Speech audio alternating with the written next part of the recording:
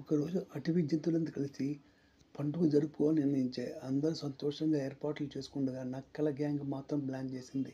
ఈ పండుగలో ఎవరి దగ్గర ఏమున్నా దొంగిలించుకొని తినేయాలి, కానీ పట్టు పడకూడదు. అంతేకాకుండా దొంగతనం కూడా హాస్యంగా చేయాలి. అన్న నక్క నేను డాన్స్ చేస్తాను, అంతలో కుందేలు క్యారెట్లు దొంగిలిస్తాడు. ఇంకొక నక్క నేను పాట పాడతాను, అంతలో కోతి నేను పళ్ళు ఎత్తికెళ్తాను. మూడో నక్క మాత్రం నేను చమత్కారాలు చెప్తాను, ఎవరు నన్ను చూసి నవ్వుతారో వాళ్ళ దగ్గర నుండి మాయం చేస్తాను. పండుగ రోజున అన్ని జంతువులు డ్యాన్స్ చేస్తూ పాటలు పాడుతూ ఎంజాయ్ చేస్తున్నాయి. నక్కలలో పెద్ద వేషం వేసుకుంది. ఒక కొబ్బాయి టోపీ పెట్టుకొని స్టేజ్ మీద ఎగిరి, లేడీస్ అండ్ జెంటిల్మెన్, ఈరోజు మీ అందరికీ ప్రత్యేకమైన డ్యాన్స్ చూపిస్తా అని అరవటంతో అందరూ ఆశ్చర్యపోయారు. కుందేళ్ళు బాస్కెట్లో క్యారెట్లు పెట్టుకొని పక్కన ఉంచాయి. ఆ సమయంలో చిన్న నక్క ఒక్కొక్క క్యారెట్ తీసుకుంటూ తన పొట్టలో దాచేసుకుంది. కానీ హాస్యం ఏమిటంటే నక్క పొట్ట బెలూన్లా ఉబ్బిపోతుంది.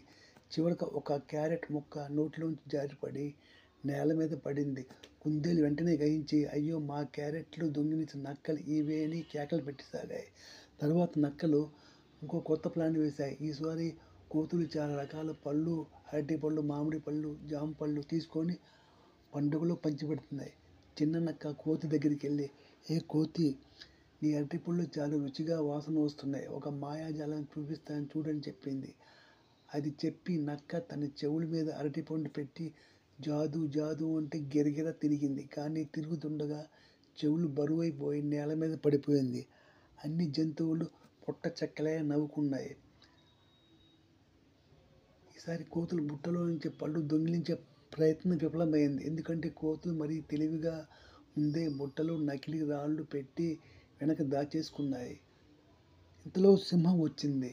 అది అడవిలో రాజు కాబట్టి అందరూ గౌరవంగా నిలబడ్డారు. కానీ నక్కలు మాత్రం ఓ పక్క ఆలోచించాయి. అది చెప్పి నక్కల దగ్గర మీద అరటిపళ్ళు పెట్టి జాదిటము అంటూ గిరగిర తిరిగింది. కానీ తిరుగుతుండగా చెవులు బరువైపోయి నేల మీద పడిపోయింది. మీ కిరీటం చాలా బరువుగా ఉంటే చెక్కలే నవ్వుకున్నాయి. ఈసారి కూడా ఉంటే కూతురు బుట్టలో నుంచి పట్టుకుంటాం అల్లు దొంగిలించే ప్రయత్నం చేసింది. మొదట ఎందుకంటే కోతులు మరీ నక్కల బుట్టలో నకిలీ సరదాగా జోకులు చెప్పాలని వెనక దాచుకున్నాయి. అందరిని నవ్వించడంతో ఎత్తుకొని పరిగెత్తకపోయింది. రాళ్ల బరువుతో అదే సమయంలో పడి చిన్న నక్క కిరీటం పెట్టుకుని డాన్స్ చేయడం మొదలుపెట్టింది. వచ్చింది అడవిలో రాజు కాబట్టి అందరు గౌరవం మాట్లాడాలి. కానీ జంతువులందరూ బిగ్గగా నవ్వగా ఇతని దగ్గరికి ఈతం గురించాలి. కోపంతో గర్జించి నక్కలు కిరీటం వదిలేసి సింహ దగ్గరికి పారిపోయాయి.